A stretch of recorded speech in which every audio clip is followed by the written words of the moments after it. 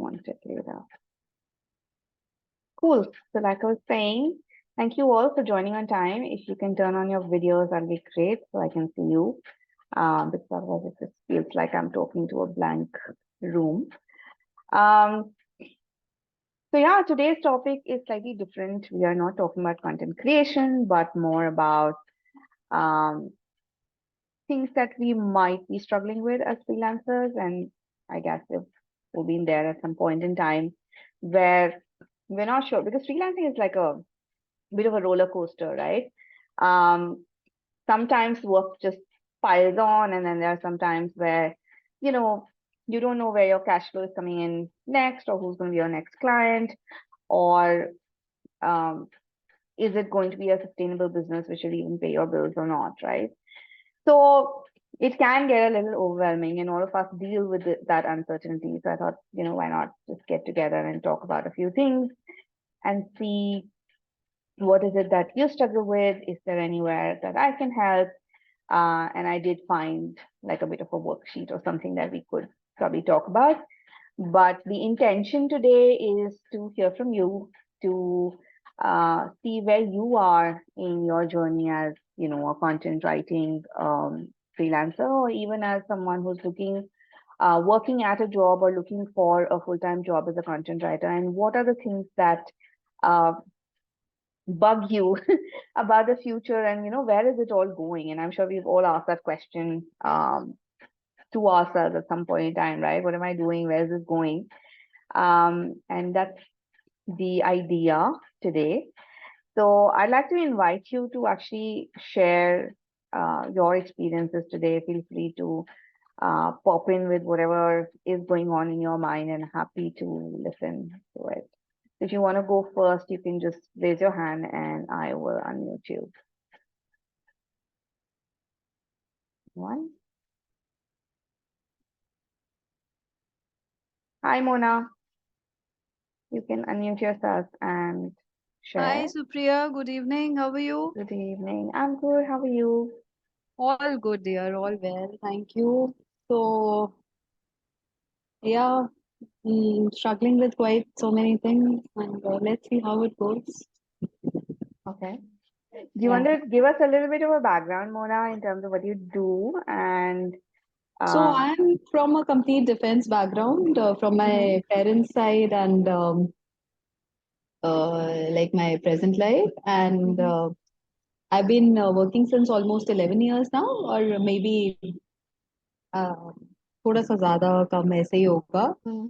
So my entire education is I'm from political science background and I did my MPhil from Jawaharlal Nehru University.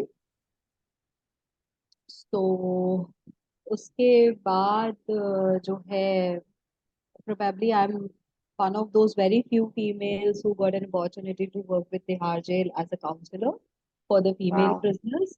And that Mm. is how I got into this flair for writing because I was supposed to write my dissertation. So that is the compulsory part of your MPhil. Mm. So hence after that, probably uh, I picked up writing and because of so much of movement in my life and frequent postings, frequent travelings and all. So this was, I think, the only thing which I could do. But 2015-16 May, internet was not that great in Jammu and Kashmir. So I've been there for quite some time. And but yes, since 2018, I'm working as a freelance content writer. I have worked with Bold Sky. I hope you know about Bold Sky, Pan India, Yes. Yeah. Hana? Yeah, so and I'm presently associated with the Deccan Chronicles also. But Nice. yeah, so it's like 7, 8 articles a month of mine they get published, and Deccan Chronicles ये आपका तेलंगाना वाला that Hmm. Okay. that one, yeah. और उसके बाद but the only thing is see I'm happy writing or I keep myself busy and whatever. So presently I'm working as a project manager also with a firm in Delhi Hmm. and but इतना ना payout नहीं है Supriya. So I really want, now I am in that age and stage where I just want to be that, kind of free bird कि अच्छा चलो ठीक है दिन में 3-4 घंटे अगर काम किया अच्छे से किया दबा के किया and I should get a good amount or I want to be in that league now. मुझे ऐसा लगता है. So that is how I think probably I'll be able to do this. First of all, like I understand. So some of my very good friends throughout life have been from defense background. So I get where you say that Because when we you are the move. most modest people. This is what I feel. मेरे मुझे तो ऐसा कोई ध्यान ही नहीं है कि मेरा कोई सिविलियन फ्रेंड हो जिसके ऊपर मैं रिलाई कर सकती हूँ ना यार. I don't think so. I'm sorry, Yeah. but Hmm. I'm extremely sorry. I'm not being judgmental, but this is um like what do you say? This is a normal thumb rule, which Hmm. I consider now. Yeah. Yeah, but that nomadic lifestyle does, of course, uh, give you a bit of resilience itself, right? That okay, you're No, moving no, around and no, you just no, no, no, no. no, no. It's comfortable. It is a set Hmm. pattern that okay, you have to do that, you have to do Hmm. this, and आपको पता है. So I have been pretty comfortable with this lifestyle. So when Yeah. it comes to content, I know you said that you're facing this challenge where you want to be in a league where you work 3-4 hours a day and you still earn a comfortable income.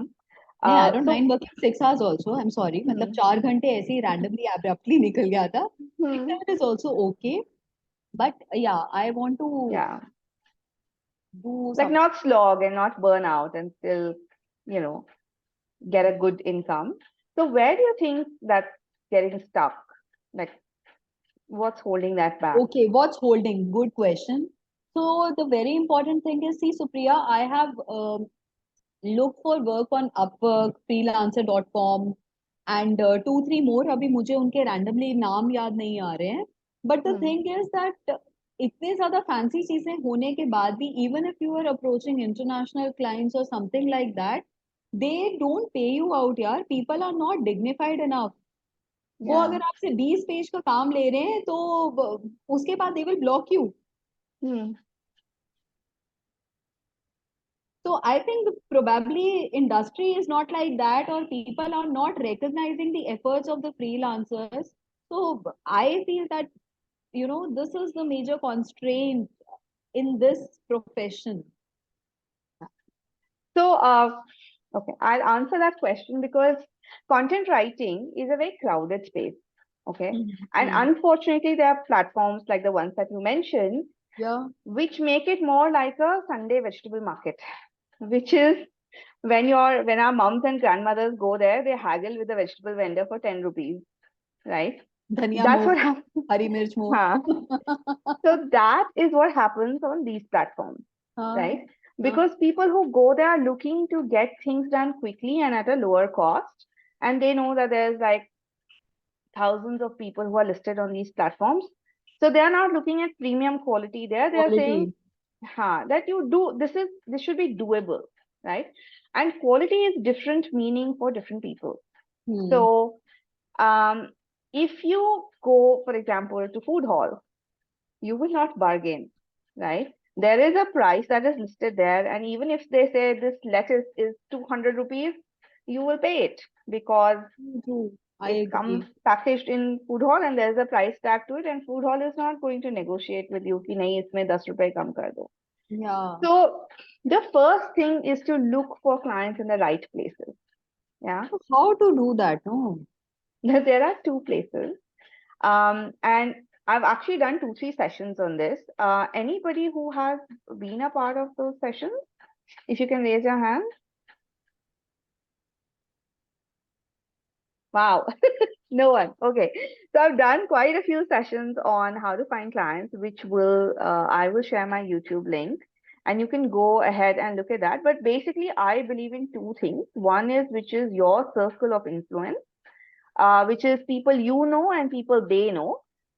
It is time consuming, but I think that is time better spent than time spent bidding on platforms that you mentioned.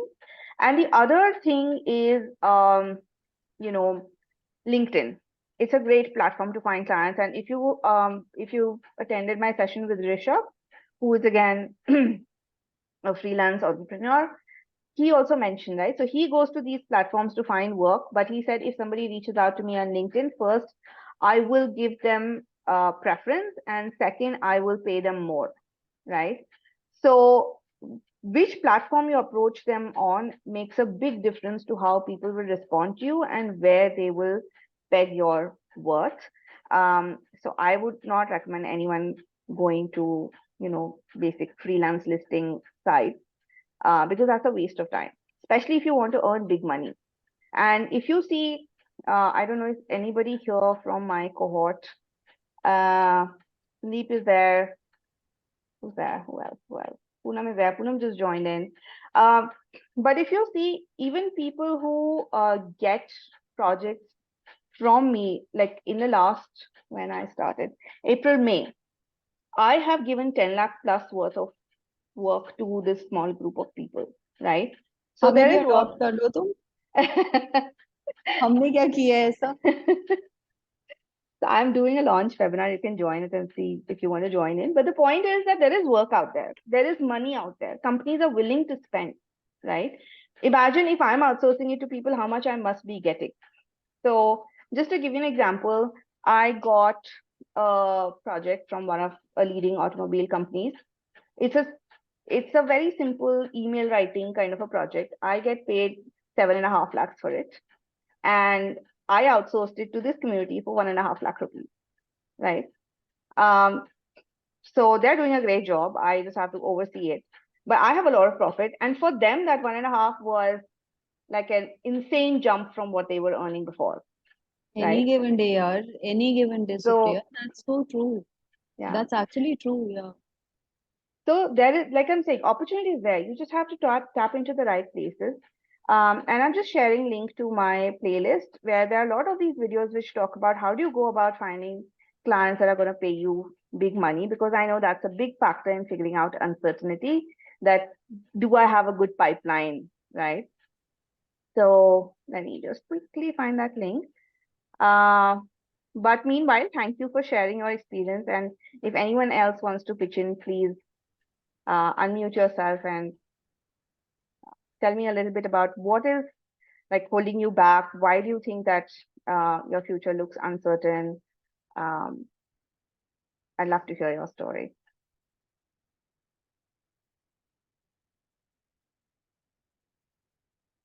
Oh, I have sent the YouTube link. Hi there. Hi. Can you unmute yourself? Hello, hi. Hi. Hello. Yes. What I wanted to ask about was with the AI being very popular now, so websites like copy.ai and things like that. What kind of impact is this having on the actual, on getting work as a copywriter? Do you have a So view on that? that's a good question. And that's a question literally everyone is asking. So my take on that is again, you know, which I just mentioned, right? Because it's a crowded space, it's a very stratified space also. So when you look at it as a pyramid, there are a lot of content writers at the bottom of the pyramid who are not doing good quality work and who are just, churning out words, which is not great content, right? So AI is going to take over that segment, right? Because it can churn out words better than what they are doing currently, because it has so much data at its disposal, right? But at the top of the pyramid are content writers who are working very closely with clients to tell the stories the clients have, right? Now, these are the people who will not see much of an impact going forward because AI can churn out, what is out there already, what it has been trained on. So it can pull data from there and it can synthesize something, but it doesn't know what's happening to your client, what are their stories, what are they doing in the market, what is the message they want to send out. Now this is where a lot of people are focusing on prompt engineering, right? Where they are saying, okay, I will give you this long list of prompts and then you generate something. But do clients have time to do that, right? Do clients even know what their stories are? So, as a content writer, if you develop that skill of pulling out the stories from your um, clients from digging deep enough, from asking those probing questions that they're like, okay, this makes sense. Yes, this is what I'm doing, giving them perspectives. Then AI is not going to affect you a lot, and you will be able to continue charging a premium price, right? So the big divide is going to get bigger, and the bottom of the pyramid will definitely get affected. But that's not only content writing, that's going to be everywhere, right? Every execution based job is going to get taken over by AI. Forget us, like consultants in the big four are worried about their jobs now that AI is in the picture. But it's about how you continue to build those relationships and how do you like up your value and up your storytelling skills and up your creativity and contextualization. That's what's gonna keep you relevant. Does that help? Yes, that's a great answer. Thank you very much. Yeah. Very And good thank you answer. for asking that question, because I know AI is a big uncertainty for everyone. Uh, so just to share a personal snippet, okay, I'm not sending my son to school. He's 5 years old. I don't plan to send him to school. And everyone around me is like, why are you doing this, right? Like, if he doesn't go to school, he's not going to have a job. Like, my mom is so freaked out that my son can't even write. He can't write the alphabet. And I'm like, when was the last time we sat down and wrote something? This is a voice and gesture generation. He doesn't need to know how to write. And some 7, 8 years ago, I wrote an article which was published on the World Economic Forum where I talked about this. And I said, today we are at a place where we can actually, everything that we learn in school academically, we can code it on a chip and we can put it in our brain. We're almost already there, right? So what's the point of going to an academic system, which, and especially in India, right, that's still the case. It sort of teaches you to learn by rote. So I don't want my son to fall into that trap where he's just learning stuff for the sake of learning and not like getting educated. Because by the time he's old enough to enter the job market, it's going to be very different, right? So Yeah. I feel we need to start thinking very long term to see where we are going and how's the world going to look like and what can we do now to really prepare ourselves for it. And that's essentially, what's the intent of today's discussion is also, right? If you're feeling uncertain about where the world is headed, then what can you do today to at least be more aligned to it? Very good. Thank you. Anyone else would like to share or ask a question? Just raise your hand and I will unmute you.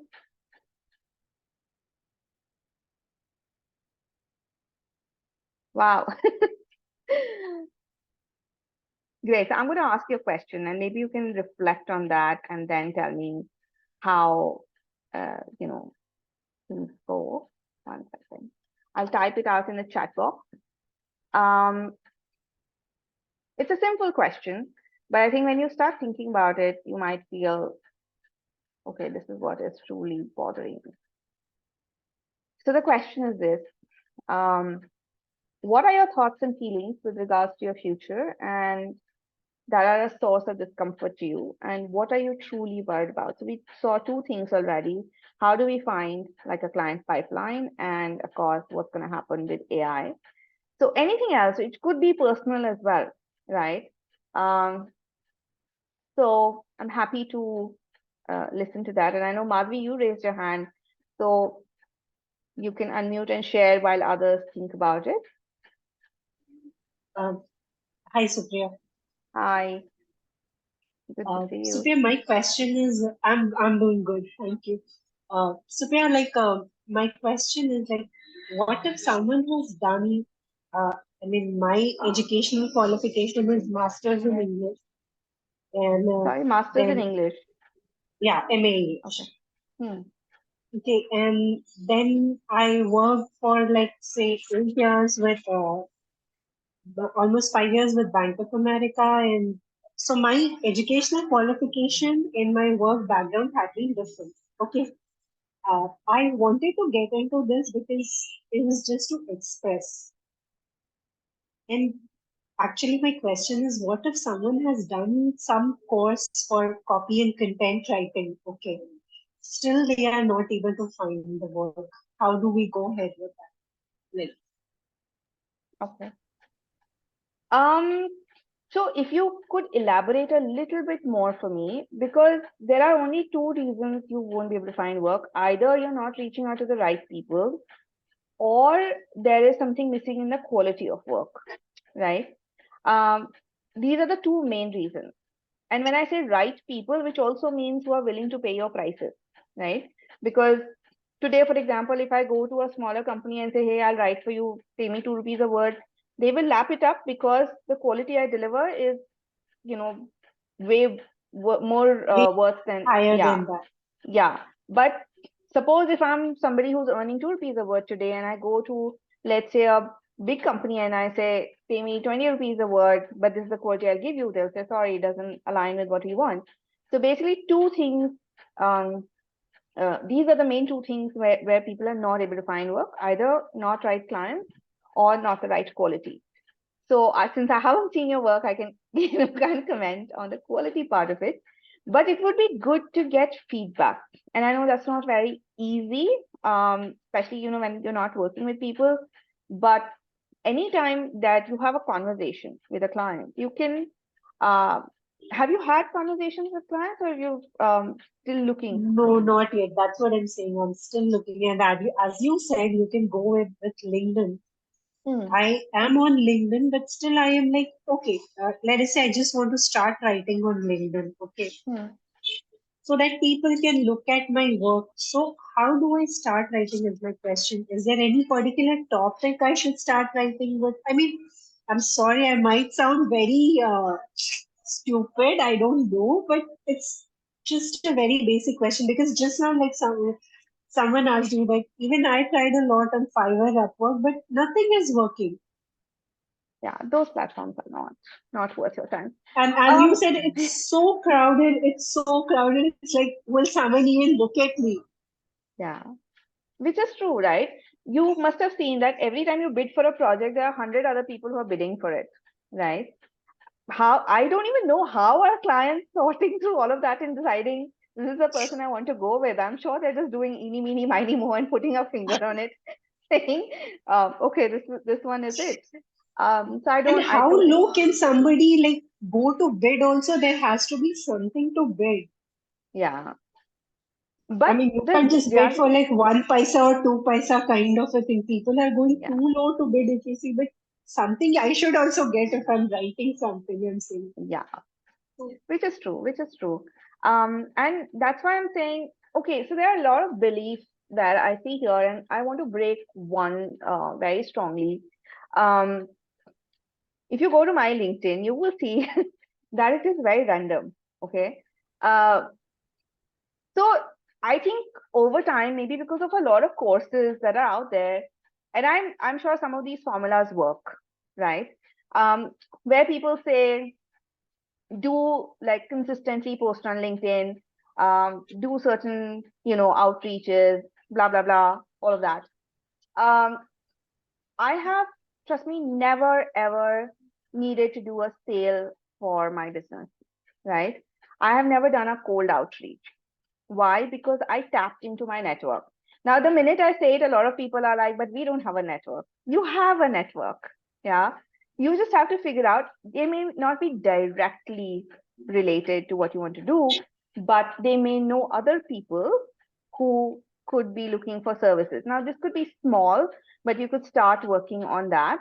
And also, if you don't have a network, if like you know zero people, which is impossible, then start building one now, right? And this is where LinkedIn comes in handy. Instead of like, okay, post consistently, but maybe do 3 posts a week, right? On Okay. something that reflects you as a person. It doesn't have to be like, it shouldn't be forced. Yeah. If you feel that, you work with Bank of America, etc., if finance is something that takes your fancy, then maybe start talking about that, right? Start talking about current events, start talking about any niche that you want to get into. Maybe, if that's of interest, like a lot of people write on parenting, well-being, health. So whatever that is, because people don't care specifically about what topic you're writing on, they want to judge what's the quality of your writing, right? How conversational it is, how engaging it is, right? Also, nobody's coming to your LinkedIn to see stuff, right? Because the algorithm works like that. Unless you're connected to them, they won't see what you're posting. So again, the value is in the network, right? So rather, I would say start connecting with people, delivering value to them. Sometimes I get these LinkedIn, actually a lot of times, I get LinkedIn connection requests where people will say, hey, Supriya, saw this, loved it. I am, I could get you 10. So I could increase your LinkedIn reach by 3,000. And I'm like, why? I don't even know you. Why are you selling me stuff? Right.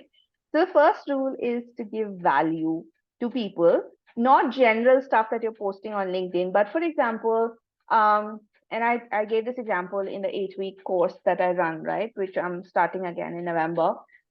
So I told them, I shared, so for example, the pet industry, it's booming, right? After COVID, everybody has got pets.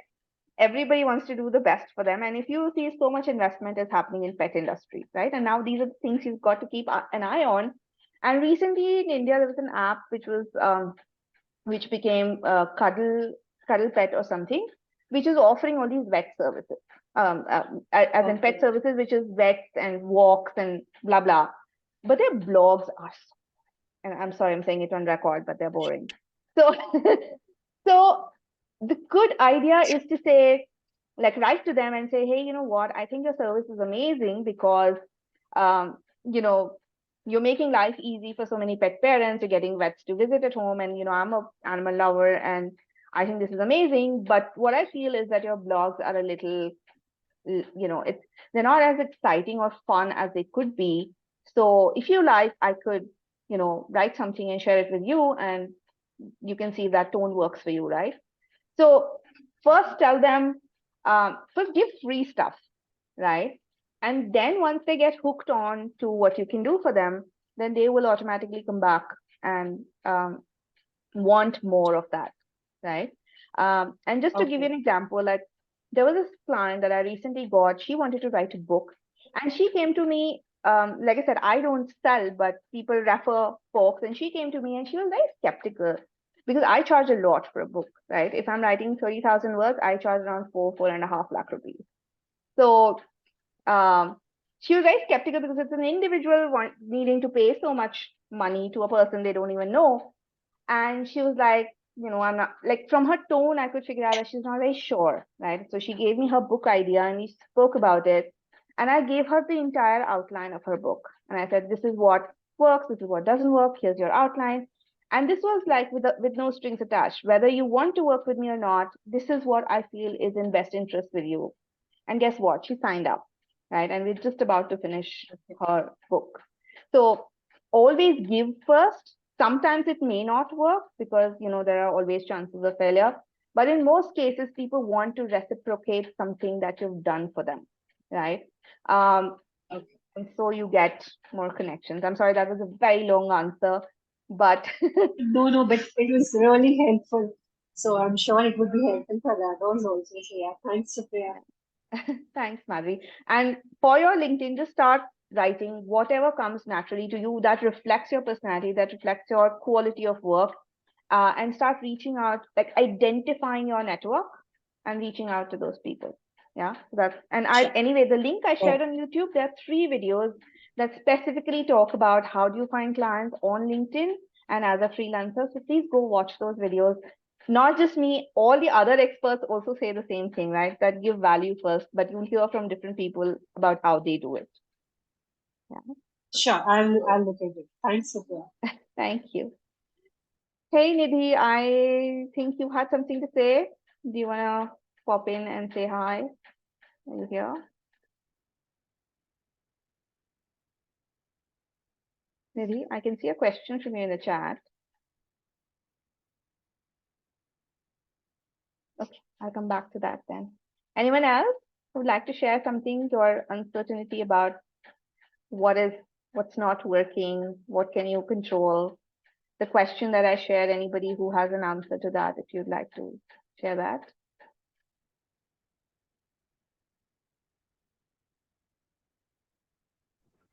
Hi, Supriya. Hi, This is please Supriya. Naina. Did I get Yeah, that right? yeah, you got it very right. Hi. Hi. Sorry, I'm not in a position to go on a video right now. But Okay. I would like to just I have added you on my LinkedIn. I Thanks for accepting the connect request. I would just like to ask you a few questions regarding Upwork and all. I have Okay. been writing for the last couple of years. I am basically an HR professional with a degree in law. That's my LLB degree in law. But I was never a practicing lawyer. I shifted into HR uh, with some certifications. So Naina, I'm sorry, but your voice is a little, it's Yeah, can breaking you a hear me? little. Can you hear me now? Is it okay? Yes. Maybe if you could speak slower, then Okay, it okay, might okay. be, I'll yeah. speak lower. Yeah, with the background in HR and LLB, I have worked in a couple of super organizations in HR. After that, just before the pandemic, along with my job, I started writing. I have been writing through school, college, through my adolescence and afterwards also. So and my job role got changed during the pandemic, and I was getting stagnant in my organization. So I just decided to leave and get into writing full time. So that way, I have started content writing, did a course from Henry Harvin on content writing, and currently I am looking for freelance work basically. And I have met my profile on Upwork. I am there on LinkedIn. But yeah, the thing is, if I could just share my Upwork profile and LinkedIn profiles with you, could you give me some pointers like what more can I do regarding those profiles to get clients basically? So I'll do you one better. I'm not sure if you attended my webinar last week when I talked about how do you build a kick-ass portfolio. Yeah, I did. I did it. I did it you last. Yeah, Okay. I'm there on the WhatsApp group. I got the link for Okay. this one also. Yeah, Okay. yeah, So did that help in any way? yeah. It was quite helpful. You provide a lot of insights on the writing industry basically, Hmm. for especially for newbies like me. Uh, So yeah, if you could just share some feedback regarding how to get clients, because I've done during these couple of years. Mostly, I have done ghost writing, and I Hmm. have written for international publications as well. But as you know, as the industry goes, ghost writing, I was getting the money, but I was not getting my name published in any of them.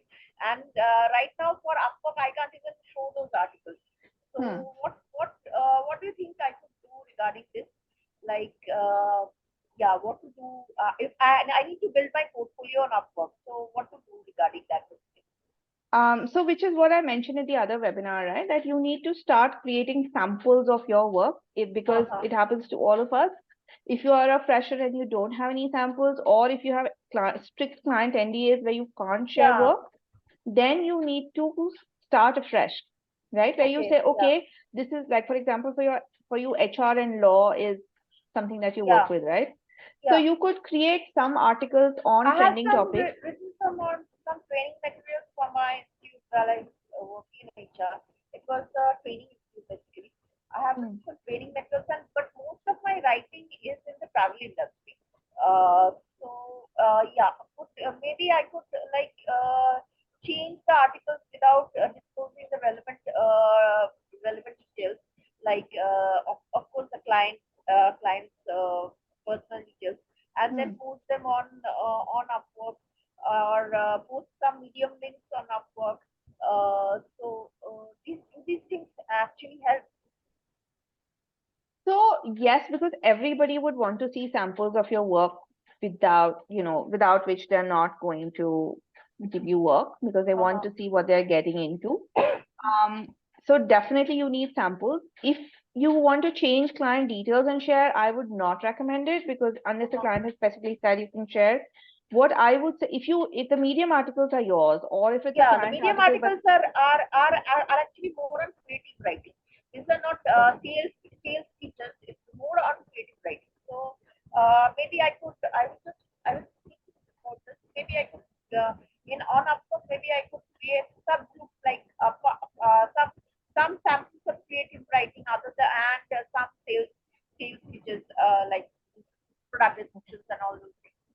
So let's do one thing, Trinana. I know you're on the WhatsApp group, so why don't you initiate this discussion there? Because this is a whole different topic than what we want to talk about today from uncertainty yeah. standpoint. So we will talk about it there, and I'm sure other people also will contribute to the discussion. So just start a thread there and we'll chat, okay? For Okay, today, okay. let's stick to, Okay. Not yeah? not yeah. Cool. Awesome. Thank you. Thank you. Vivek, I see your hand is raised, so you can, Yeah, hi. hi. Acha, just about 5 minutes back, you told about like you were talking that pet industry is picking up, Yeah. and you were talking about a particular blog, not so engaging and good. Hmm. So, how do you identify such upcoming fields and niches, number one? And how did you identify this particular blog, if I can say? Because if we can understand that, maybe we will be in a better position to identify opportunities on our own. So the one, again, two things that I keep repeating, which are very necessary to build a successful career as a content writer is one, you have to be connected to a network. And two, you have to read a lot, right? Now that reading comes in many forms. It's not just articles, it is also news, it's also current events, it's also your LinkedIn feeds or whatever that is, right? Different people have different sources of content consumption. So if you look at my network, I spend a lot on being parts of groups where these conversations happen, right? So I'm a part of a venture capital fund where I haven't invested in too many startups, but just one. But that gives me access to these people who are talking about like people who are building new startups, people who are investing in new startups, and that gives me a great picture of where's the money going, right? I'm part of leadership networks of women and other groups where I get to see, okay, at a leadership level, what are different people talking about, right? So that it's passive consumption of information in most cases because I also have a tiny kid, so I can't be in all places at all times. So I most often do consume a lot of information passively, but what that does is when you're just sitting around, your brain is a fantastic thing. It will connect those dots and it'll tell you, hey, you know what? I'm reading this now, but I read something about it a couple of days ago, and maybe these two are related, right? So I'll tell you how this pet industry thing happened. I was just scrolling through, and I came across a LinkedIn post by one of these investors who spoke about how much investment is happening in the pet industry. And I am a pet lover, of course, so my house is a mini zoo. But so I knew, yes, people would want something like this. And then I realized because, of course, I'm a pet owner, all these ads target me, right? So I remembered that I had, and these are very random connections. So I was looking for a dog walker online for some time when I was traveling, and this app had started sharing ads with me. So I said, okay, investment is booming. Let me see what these guys are doing, right? So I went online, I checked their website. Their services were great. And of course, being a content person, I went to their blog and I saw and I was like, oh, this is not fun. Yeah. As a pet person, I want to be excited about my pet, and that excitement was missing from them. So that's when I shared it with the community and said, hey, you know what, you can pitch to these folks and see if they would do this, right? But these connections like sort of come together because I'm consuming different information at different points of time. And at that point, I don't know that this is going to do some good, but later the dots sort of connect. It's like how those CEOs and business leaders read those newspapers every day to make a picture of the market in their head. That's pretty much what you're doing for your business. I know we all operate at a much smaller scale, but it essentially does the same for us, right? I hope that answered your question. Yeah. Thank you so much. Thank you. No worries. Cool. Okay, so I have another note. Arisha, do you want to come online and say something? I'm going to take the live folks first, and then I'm going to go to chat, okay? So anyone who wants to share something, the biggest worry, the biggest fear, what are you struggling with? I find people are writing the same thing on LinkedIn. A lot of people are writing the same thing, and like I don't know, it's getting very boring to read the same stuff on everybody's page. That's what LinkedIn has gone for a revolutionary change during the last maybe 1 or 2 years, and a lot of people are writing on LinkedIn. But I don't know whether that's helping them get clients, but it's getting very boring. My feed is getting very boring. I'll have to like, I don't know. Yeah. So imagine if you're feeling this, what are clients feeling, right? Yeah. Everybody has an information overload. Everybody is saying the same thing.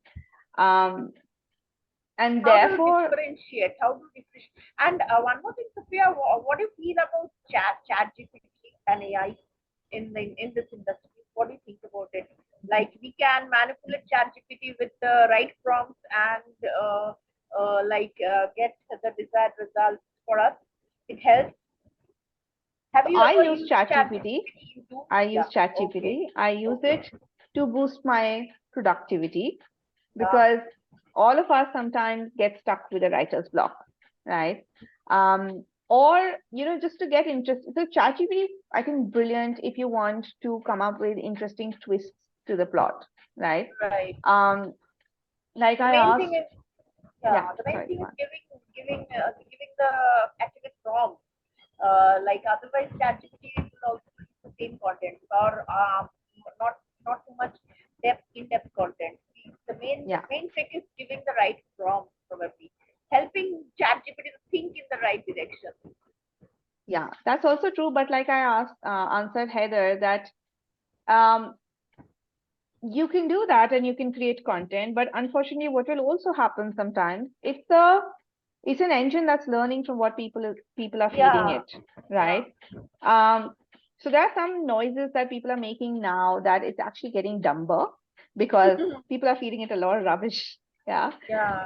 And that's a basic challenge with AI models, and I don't know when it's going to get sorted, that the more it reflects the human mindset, right? So there was an article, I know a couple of folks are there from my cohort as well, the 8-week program, and we talked about this, right? I did a demo article for them on AI ethics, and these algorithms reflect a lot of bias, yeah. And it also like often throws up a lot of incorrect information. It makes connections that don't exist. So when you give it a prompt and then you actually fact check that information, you will find that it doesn't exist, or it's wrong because it's just made some extrapolation which is not actually true. So if you're using it, you've got to use it carefully and you've got to use it very consciously. Plus, every time you use it, you also need to run it past AI detection algorithms, not just the free ones. Like I use a paid version, it's called Originality AI, to see that you're not passing on anything which is AI generated to your clients. You're using it to help you build a train of thought, but then you are personalizing it, you're contextualizing it, you're telling the right stories to make it relevant for your clients. Because yes, there's a lot of debate happening, right? Is AI content acceptable? Some people are flagging it, some are not. So till we fix that, till we get to an agreement on it, I think as content writers, it is our responsibility to use that very responsibly, and of course fact check everything. And you are using GPT-4, I believe, right? Yeah. So that of course has better answers. But I use it to like, for example, sometimes I'll give it a prompt that I'm writing something about IT, something, because tech is often very boring, right? Especially if you write about IT services, and that's my niche. So I say, tell me how, let's say, process automation is similar to, flying a plane. That's my question to ChatGPT, right? And then it'll tell me how it's similar. And then that gives me like an interesting start or a story or something which I can use, right? So I'm using it to get those interesting connections, which I may take much longer to think about. Or Otherwise, to think it up, it will take longer. Yeah, yeah. I got the point. Yeah.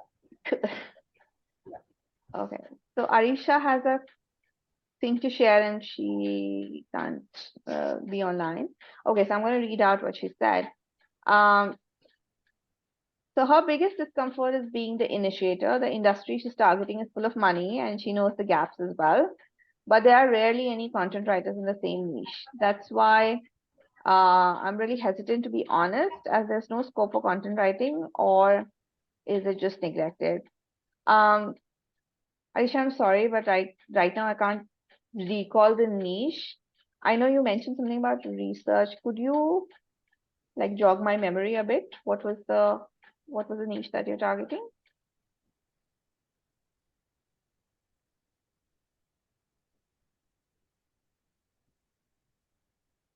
Okay, I'll wait for her to answer. Oh yeah, stationery. Yes, that was a very interesting. I didn't even know that there was a niche like that, but I'm sure, like you said, there will be definitely demand for social media for brands, and even SEO blogs. I think they should be writing it somehow. I haven't really dived deep into the niche, but there's no harm in checking, right? Which, like I was mentioning to someone, that go ask folks. I think Madhvi had the same question. First, reach out to them, tell them, hey, I love your stationery brand, but I see that you're not doing anything on social media, and I'm sure that there are a lot of people out here who might love to, know about your new products, etc. Have you thought about it? And then start the conversation that way. So we won't know if there is scope till we actually reach out and ask people if there's an opportunity. And that opportunity comes from anywhere. And I'm not talking about the niche as such, but because a lot of you had uncertainty about where to find clients, or things like that, I want to just give you something that just happened yesterday. Okay, so I recently did a course. I finished a course as a life coach, and one of the people reached out to me because I'm a TEDx speaker. So she wants to be a TEDx speaker, and she reached out to me and said, can I connect with you to understand how, you did your talk, etc. And I said, sure. So we had a chat yesterday. She's based somewhere in the US, and uh, she has a good practice running as a life coach, etc. She's invested like thousands of dollars into building her capability as a coach. And then when we were finishing, I said, hey, Marianne, I know, you're building your coaching business. It's like a lot to do. And I'm sure you need content, and the community that you're a part of also needs content. So if there's anything that I can support you with, because I run a content agency, let me know, right? So first I had a half an hour chat with her on what she needed, but at the end of it, I also told her, now that I've done this for you, and okay, sometimes it's not quid pro quo, but it's no harm in telling them, hey, you know what, I'm doing this, and no pressure, but if you know someone, let me know, and that would help me. And now, because I have already helped her, she is more inclined to help me, right? So that's how, and you never know when it's going to translate. So my first ever client, and I'm sure some of you might have heard the story before, I found I had quit my job. We had no clients. And I was running a small restaurant at that time with my husband as well. And this guy walks in. He's an IIT pass out, and he had just started a company, a hyper local. No, they've ventured to that later. A POS, a point of sale system for restaurants, right? So he walked into our restaurant to sell us that point of sale, and it was amazing, very very clean and easy to use compared to what we were using. So we said, okay, we'll buy it. And then we started talking to him, right? And that's important, right? You've got to talk to people and figure out what they're up to. And we figured, okay, he has a startup and he got funded and he has 2 million in funding, and he's just like, right now he's going door to door selling the POS system, but he would ultimately need marketing and branding, right? So I said, hey, you know what? I also just started a company. I'm doing marketing, branding, end to end everything. Why don't you work with us for your branding needs. Like they didn't even have a logo when they came to us, like walked into our restaurant. And he said, sure. So we went to make our pitch to his office, which was a flat he was living in with 12 of other bachelors. So there were three of us, me and two of my partners, who walked in, and we literally like did a consulting call surrounded by beer bottles and folded up bedding. And then, so we understood what they wanted. We came back, we did our first pitch to them, like, what we can do for you in my sitting room on my TV, right? So we had no office, we had no equipment, we had nothing. And he signed us up for our first project, which we took like a month to finish, for 7 lakh rupees, which was like a pretty great first project, right? So what I'm trying to say is you can find clients anywhere. You just have to be very, careful of plugging what you're doing in every conversation, right? And even if they don't have something immediately, they will refer you somebody else because they'll recall you mentioned something like that, right? And when I say you don't, like, we're not begging people for work, but we're telling them this is what I do. And if you know someone, I'd be happy to make a connection, right? And that over time compounds. And then you reach a point where you're literally actively saying no to work because you don't have bandwidth. Yeah. And that's a good space to be in. Yeah. Cool. Maybe one last share. I know it's a little late for everyone. So, there are a few things. Do people read blogs? Yes. Oh, this is a good question from Nidhi about niches. I can't for the life of me settle on a niche. Don't. I feel finding a niche is a bit overrated if you're not in a tech space. Like by tech, I mean in an expert space, right? So for example, like law or finance or technology, because you need some understanding of those concepts to be able to write content for them. But other than that, like, Arisha mentioned stationery, pet, lifestyle, coaching. There are so many niches that follow literally the same tonality, same way of writing, pretty much same thought process. So you don't need to be an expert in those areas to write for that. And I write on tech, which is my major business, and it continues to be so because I'm generally, touch wood, overburdened with work. But I write for coaches as well, and most of the books I write, like I've written 4 books on spirituality for my clients, which is like totally not what I have any expertise in, right? So I don't think it matters. The niche matters so much. Yeah, I would say just whatever work comes your way, grab it with both hands. I mean, I've written on real estate. What do I know about real estate? Nothing. But that's where you need to ask your client, tell me more about this, or do research, right? Like I shared one of the articles in one of the cohorts today on healthcare, and that's a very new thing that I'm writing. This was for a healthcare IT CEO, and we were writing about healthcare equity. And I haven't written in healthcare like ever, but I read so much about it to write that one article that now I think I'm in a comfortable space. So do your work. It's going to be hard work, but don't get stuck on saying this is my niche. Try everything, and ultimately you will find what comes very naturally to you, what is easy for you to do, where is it that people are willing to pay you money, and you'll automatically gravitate towards that, right? So initially, don't worry so much. Okay, how do you price these types of jobs? So Heather, I don't know if did you sign up for a 30-day course?